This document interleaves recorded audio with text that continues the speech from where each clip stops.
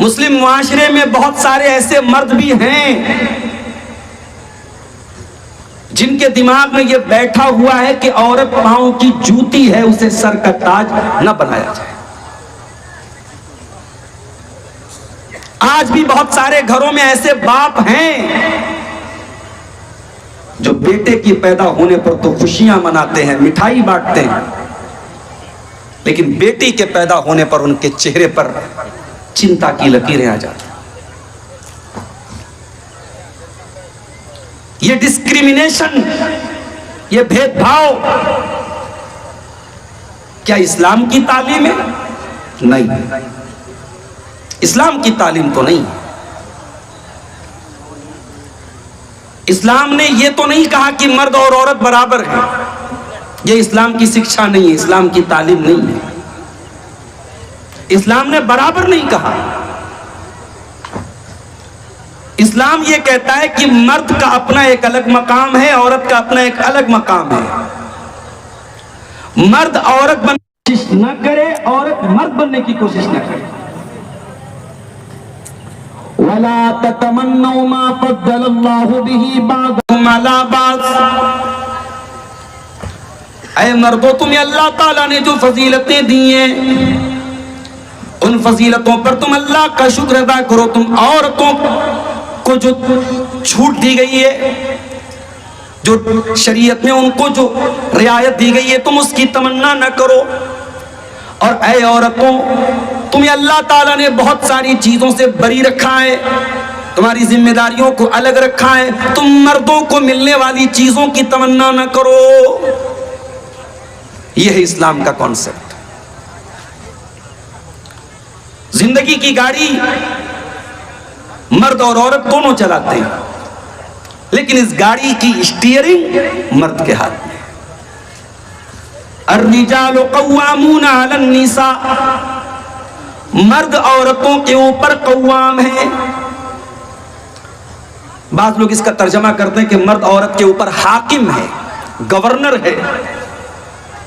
मर्द औरत के ऊपर, औरत मर्द की गुलाम है, उसकी लौंडी है। ये गलत तर्जमा है, गलत एक्सप्लेनेशन है, गलत इंटरप्रिटेशन है इस आयत का। यहां पे अल्लाह ताला ने कव्वाम का लफ्ज इस्तेमाल किया है। कव्वाम जो है ये हाकिम को नहीं बोलते, कव्वाम गवर्नर को नहीं बोलते, कव्वाम एडमिनिस्ट्रेटर को बोलते हैं, कव्वाम मैनेजर को बोलते हैं, कव्वाम हेड ऑफ द फैमिली को बोलते हैं, कव्वाम परिवार के मुखिया को बोलते हैं। अल्लाह तबारक व तआला इस आयत में यह बता रहा है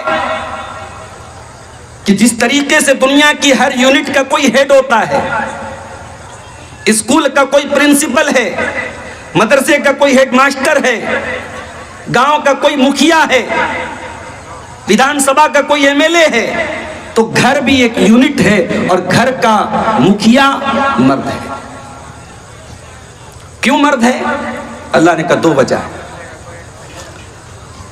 अर्रिजालु कव्वामूना अलन निसाई बिमा फद्दलल्लाहु बादहुम अला बास।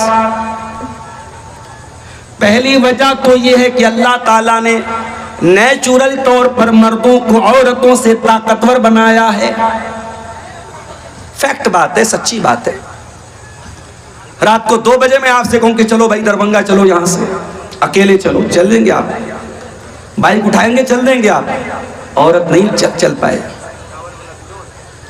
औरत नहीं तैयार होगी। डर है, कमजोरी है औरत के अंदर।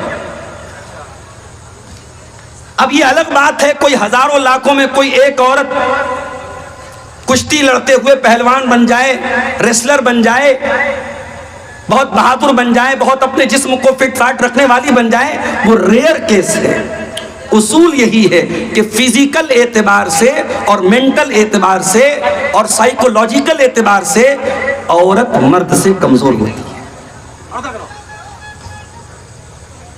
कभी आपने देखा है मैयत होती है तो मर्दों के रोने की आवाज बहुत कम आती है, औरतें दहाड़े मार मार के रोती है।